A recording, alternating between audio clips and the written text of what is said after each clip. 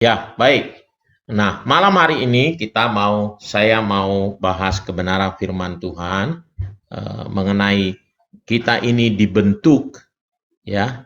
Kita dibentuk untuk melayani Tuhan. Ya, kita dibentuk untuk melayani Tuhan. Saya akan share bahannya, ya. Bisa kelihatan ya. Dipanggil dan dibentuk untuk melayani. Ya. Nah, 1 Korintus 12 ayat 6, demikian firman Tuhan ya. Dan ada berbagai-bagai perbuatan ajaib, tetapi Allah adalah satu yang mengerjakan semuanya dalam semua orang. Ada berbagai pekerjaan, tetapi Allah yang sama yang mengerjakan segala sesuatu dalam semua orang. Jadi segala sesuatu pekerjaan itu ya di dalam semua orang itu Allah yang mengerjakannya. Jadi kita ini dibentuknya Allah yang mengerjakan segala sesuatu dalam diri kita, gitu ya. Nah, kalau lebih lagi Efesus 2 ayat 10 berkata, karena kita ini buatan Allah, diciptakan dalam Kristus Yesus untuk melakukan pekerjaan baik yang dipersiapkan Allah sebelumnya. Ia mau supaya kita hidup di dalamnya. Jadi Allah ternyata membentuk kita, membuat kita sedemikian rupa untuk mengerjakan pekerjaannya. Nah, banyak orang adalah dia pikir segala sesuatu yang terjadi atas hidupnya adalah untuk menolong dia untuk menghidupi dirinya sendiri. Nah, ternyata dari dua kebenaran firman Tuhan ini kita belajar, ternyata Allah mengerjakan segala sesuatu dalam diri kita itu, mengerjakan apapun di dalam diri kita itu, sebenarnya dia sedang mengerjakan sesuatu untuk mempersiapkan kita melakukan sesuatu bagi kemuliaan namanya.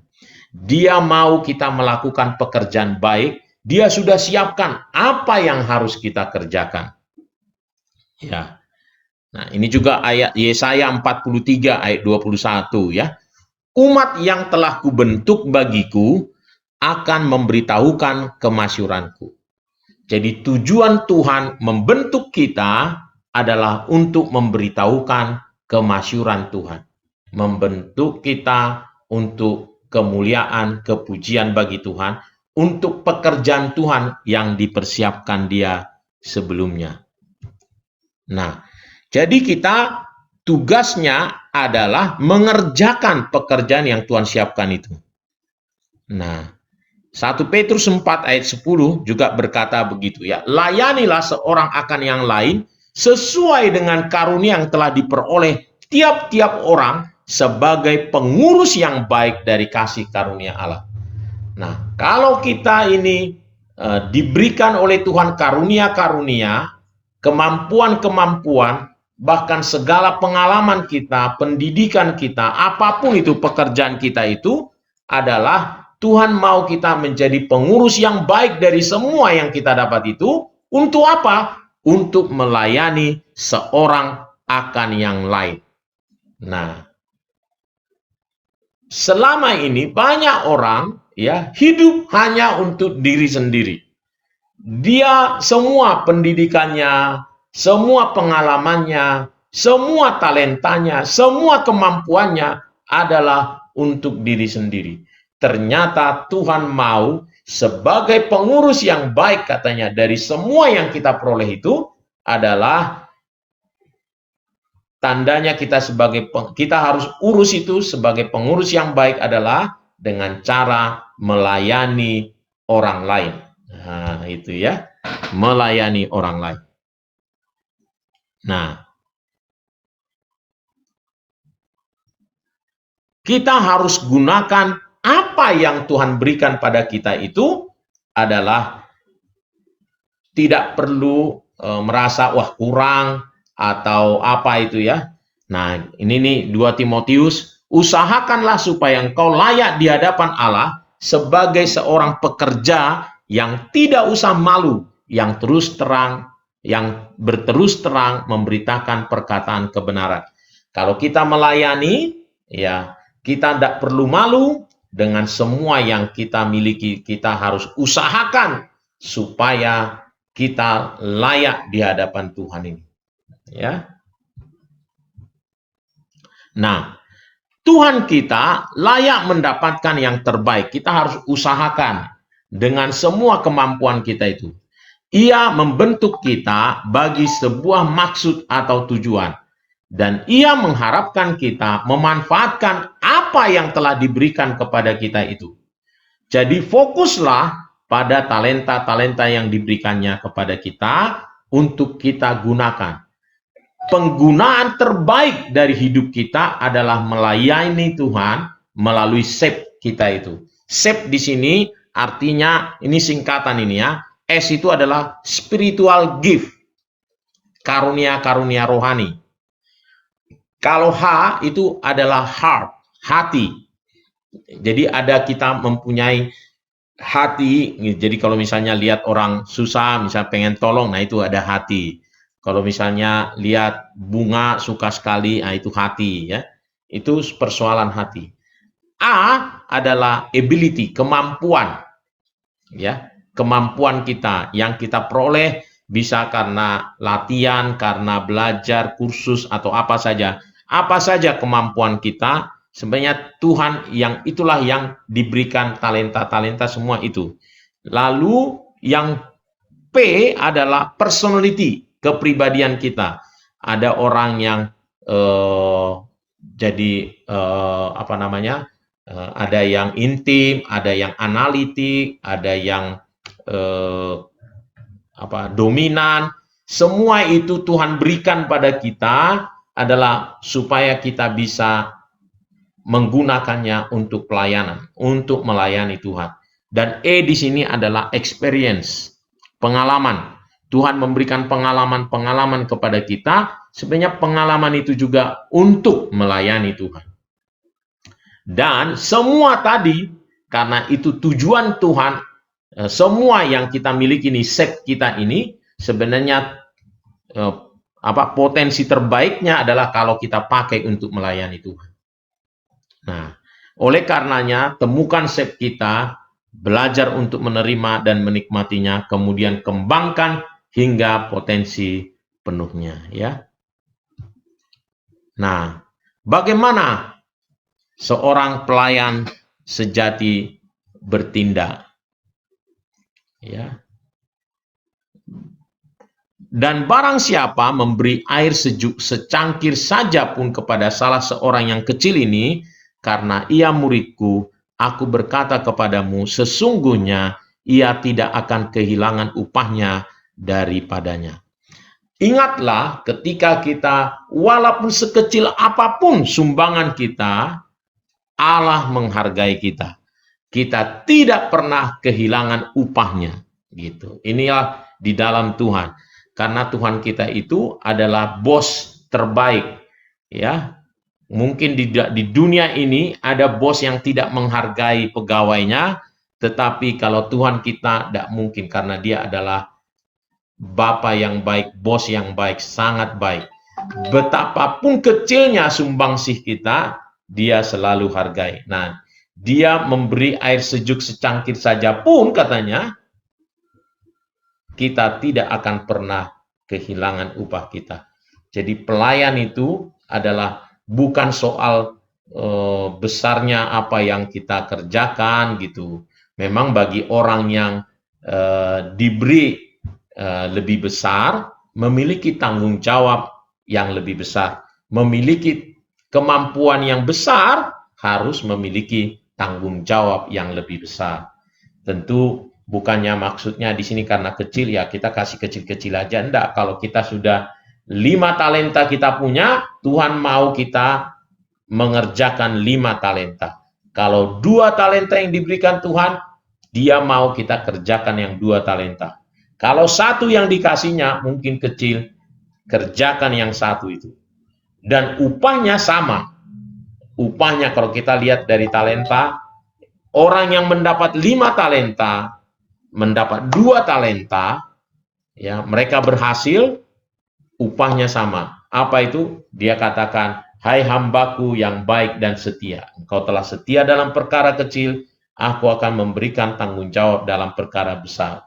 Mari masuklah ke dalam kebahagiaan Tuhanmu. Ya.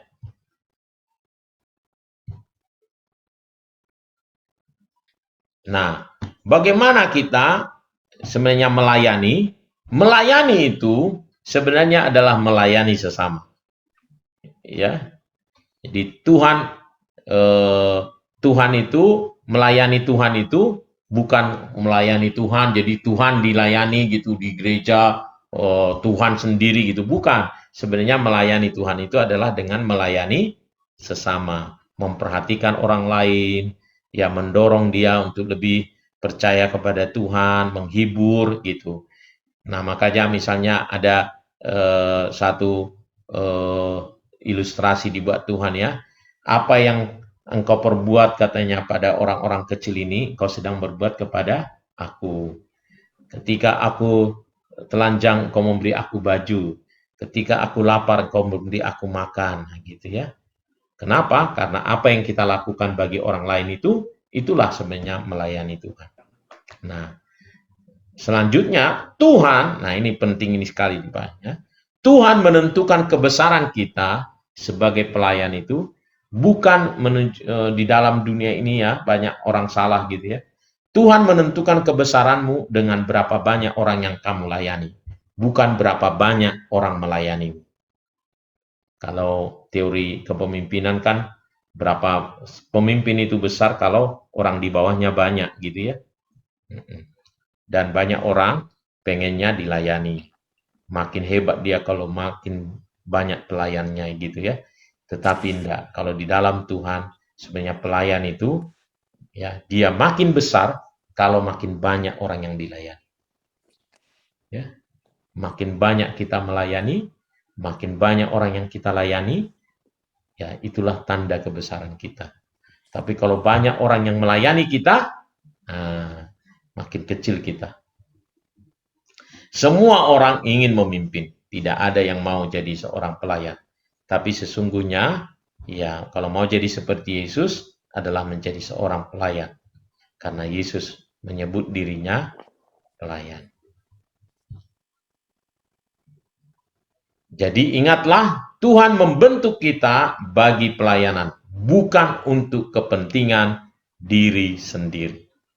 Nah, jadi PA kita ini malam hari ini adalah kita dibentuk sebenarnya adalah untuk pelayanan dan bukan untuk kepentingan diri sendiri. Apa itu dibentuk? Tadi semua talenta, karunia, kemampuan, pengalaman, gitu ya.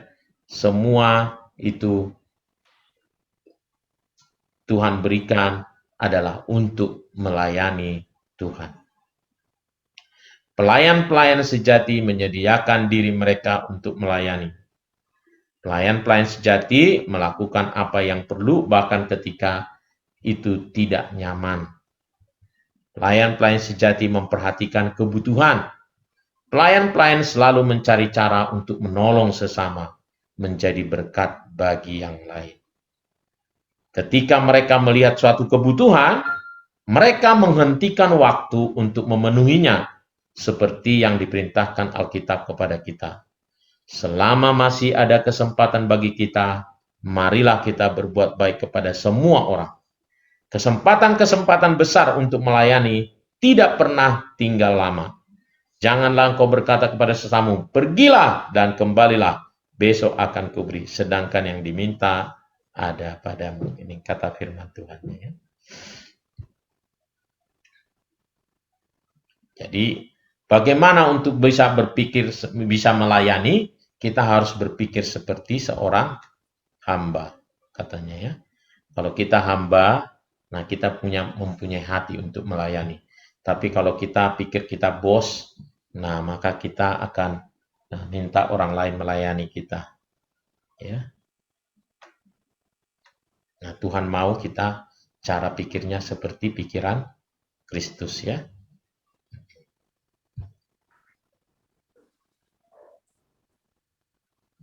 Ini kalau seandainya kita ini terus ada orang melayani, kalau punya semua kita punya semua orang punya pikiran begini ya, wah tentu ya kita juga yang akan terlayani ya jadinya ya.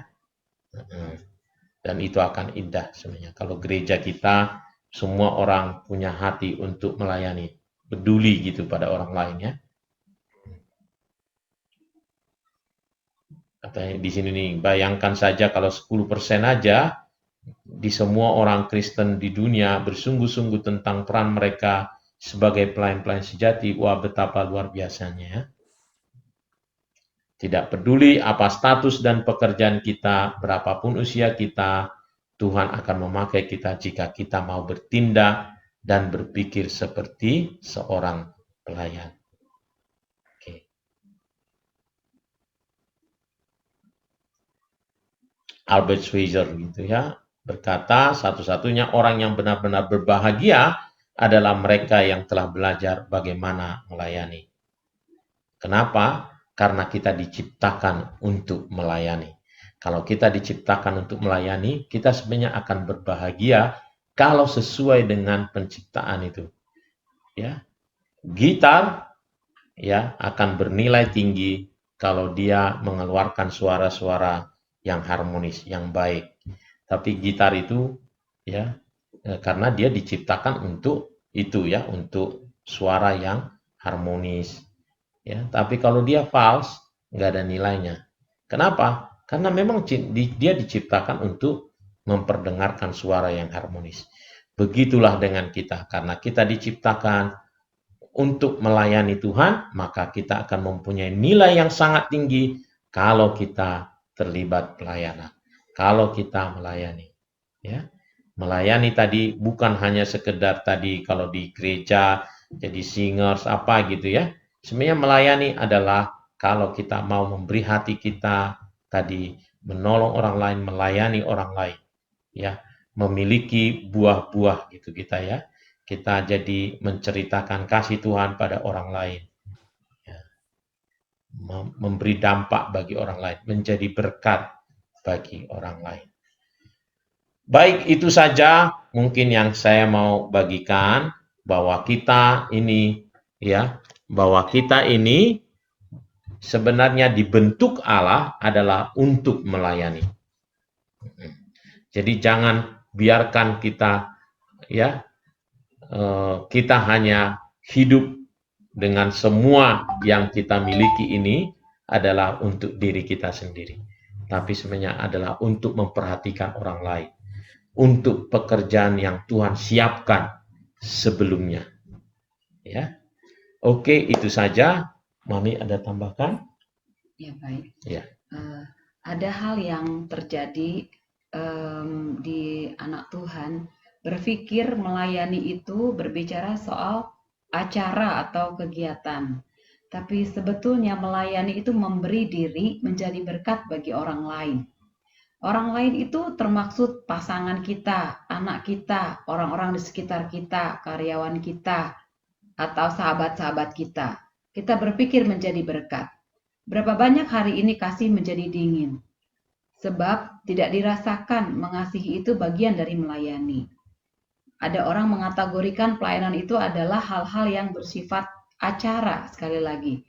Itu benar, acara adalah merupakan pelayanan. Pelayanan memfasilitasi orang untuk bisa merasakan kehadiran Tuhan, merasakan secara bersama-sama satu keharmonisan di dalam memuji, menyembah Tuhan, mendengarkan firman Tuhan, demikian. Itu juga merupakan satu pelayanan dalam bentuk.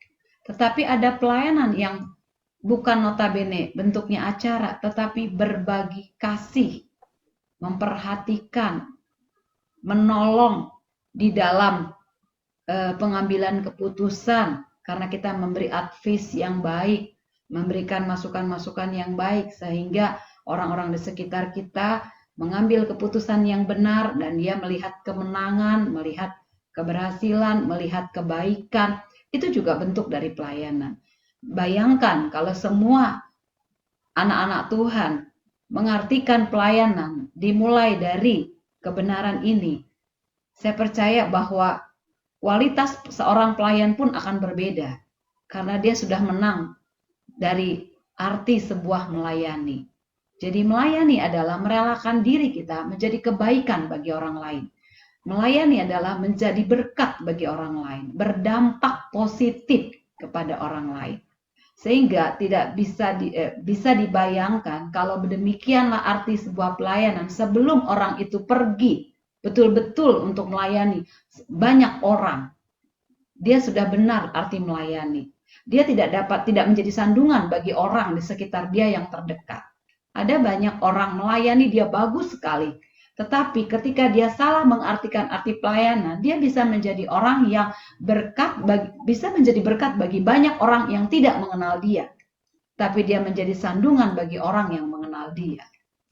Nah, yang dimaksudkan di sini adalah mari kita menjadi seorang pelayan yang benar-benar mengerti arti dari melayani. Sehingga ketika kita mulai dari melayani adalah menjadi berkat, menjadi kebaikan, menjadi energi positif, menjadi berbagi kasih kepada orang yang terdekat. Ketika kita harus melayani lebih besar lagi, lebih luas lagi, kita tidak akan confused di dalam arti melayani. Kita akan menjadi orang-orang yang tinggal dalam kemurnian. Sebab orientasi kita adalah mendatangkan kebaikan. Nama Tuhan dimuliakan lewat apa yang kita lakukan. Jadi kalaupun ada sebuah pujian yang datang kepada kita, itu bukan menjadi satu orientasi, tetapi tetap kemuliaan hanya bagi Tuhan. Jadi ini yang saya mau lengkapi, bahwa pelayanan betul, ada pelayanan yang berbentuk seperti pelayanan-pelayanan pembawa firman, pemimpin pujian, asyar, pendoa, itu pelayanan. Tetapi yang lebih inti lagi dari pelayanan adalah memberi diri untuk menjadi berkat bagi orang lain, untuk berkontribusi positif kepada orang lain, dan bisa membawa orang lain melihat kebenaran firman Tuhan lewat apa yang kita bisa lakukan bagi orang itu. Itu aja mungkin yang saya bisa lengkapi.